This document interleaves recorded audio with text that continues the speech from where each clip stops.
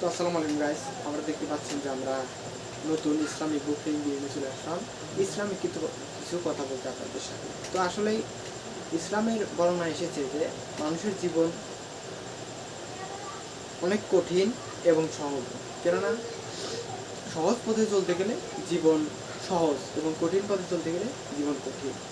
খারাপ পথে যদি মানুষ চলতে চায় তাহলে তার মনের শান্তি সুখময় সব কিছু দূর হয়ে যায়। কিন্তু যদি কেউ ভালো পথে চলতে চায় তারা অল্পতেই তুষ্টি থাকে এবং অল্প কিছু নিয়েই তারা খুশি হয়ে যায়। আল্লাহর রহমত বরকত তার উপর বর্ষিত হয়। যেমন আমরা 5 বছর বয়সে আমাদের স্থানীয় স্কুলে ভর্তি করানো হয়, সেখান থেকে আমরা ধীরে ধীরে বড় হতে থাকি এবং রঙিন পৃথিবীর বিষয়ে জানতে পারি।